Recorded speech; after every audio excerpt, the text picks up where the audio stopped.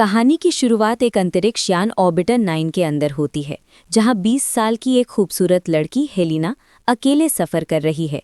ये जहाज पृथ्वी से बहुत दूर स्थित एक ग्रह सेलेस्टे की ओर जा रहा है। हेलिना जन्म से लेकर अब तक पूरी जिंदगी इसी जहाज में बिताती आई है। पृथ्वी पर जनसंख्या वृद्धि, ग्लोबल वार्मिंग और प्रदूषण के कारण वैज्ञानिक एक नए ग्रह की तलाश में थे जहां इंसान बस सके। इसी मिशन के तहत हेलिना को भेजा गया एक 40 साल लंबी यात्रा पर। 20 साल बीत चुके थे और वो अभी भी आधे रास्ते में ही थी। हेलिना का अतीत। जब हेलिना बहुत छोटी थी, उसके माता पिता उसे इस जहाज में लेकर आए थे। वे वहीं रहते थे और हेलिना को पालते थे। लेकिन 3 साल पहले जहाज में खराबी आ गई और ऑक्सीजन स्तर काफ़ी नीचे गिर गया।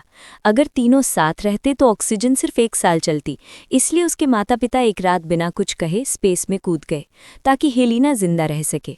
उनके जाने के बाद जहाज में केवल हेलिना बची और ऑक्सीजन 3-4 साल तक चल सकती थी। इतने समय में एक इंजीनियर के जहाज तक पहुंचने की उम्मीद थी। इंजीनियर का आगमन। 3 साल अकेले बिताने के बाद एक दिन जहाज की ऑक्सीजन 1% रह जाती है। एआई हेलिना को बताती है कि 17 घंटों में एक इंजीनियर आएगा। कुछ ही समय बाद अलार्म बजता है और जहाज जोर से हिलने लगता है। एक स्पेस कैप्सूल जहाज से जुड़ता है और उसमें से हेलिना की उम्र का एक लड़का बाहर आता है, एलेक्स। हेलिना पहली बार अपने माता पिता के अलावा किसी इंसान को देखती है। वो बेहद खुश होती है। एलेक्स बताता है कि उसके पास केवल 50 घंटे हैं मरम्मत का काम पूरा करने के लिए। हेलिना हर बहाने से उसके करीब आने की कोशिश करती है, पर एलेक्स दूरी बनाए रखता है। वो उसका नाम पूछती है, उसे खाने पर बुलाती है और वो मान जाता है। रात को एलेक्स सो रहा होता है, तभी हेलिना उसके कमरे में चली जाती है। वो बताती है कि उसने कभी किसी को चूमा नहीं और अगले 20 साल उसे अकेले रहने होंगे। एलेक्स कुछ नहीं कहता और दोनों के बीच रिश्ता बन जाता है। पर कुछ घंटों बाद एलेक्स चुपके से जहाज छोड़ देता है। चौंकाने वाला सच, सब कुछ नकली था। जब एलेक्स अपने कैप्सूल से निकलता है, हम देखते हैं कि वो पृथ्वी पर ही है। दरअसल ये सब एक गुप्त सैन्य कार्यक्रम ऑर्बिटर प्रोग्राम का हिस्सा था। जंगल के बीच प्रतिबंधित क्षेत्र में भूमिगत 10 विशाल सिम्युलेटर बनाए गए थे, ऑर्बिटर 1 से ऑर्बिटर 10 तक। हर सिम्युलेटर के अंदर एक इंसान रखा गया था, जिसे ये विश्वास दिलाया गया था कि वो असली स्पेस यात्रा पर है। असल में वैज्ञानिक मानव शरीर की दीर्घकालीन अंतरिक्ष यात्रा पर प्रतिक्रिया का अध्ययन कर रहे थे। हेलिना ऑर्बिटर 9 में थी, बिना सच जाने। एलेक्स वहीं काम करता था। वो एक हादसे से भी गुजरा था। 5 साल पहले असली सेलेस्टे स्पेसशिप लॉन्च होने से ठीक पहले फट गया था और उसके सारे क्रू मर गए थे। ये प्रोजेक्ट का मुख्य इंजीनियर था, तब से अपराध बोध में जी रहा था। हेलेना की याद एलेक्स का पीछा नहीं छोड़ती। घर पहुंचकर एलेक्स अपने मिनी रोबोट से हेलेना का वीडियो देखता है। वो उसकी बातें सुनकर भावुक हो जाता है। धीरे धीरे वो हेलेना के लिए बेचैन होने लगता है और एक रात उसका धैर्य टूट जाता है। वो प्रतिबंधित क्षेत्र में वापस पहुंचता है। एलेक्स हेलेना को निकाल लेता है। हेलेना अकेली उदास होती है कि फिर अचानक जहाज हिलने लगता है। एलेक्स लौट आया था और वो बताता है कि ये कोई जहाज नहीं बल्कि सिम्युलेटर है। शुरुआत में हेलेना डर जाती है, पर वो उस पर विश्वास कर लेती है।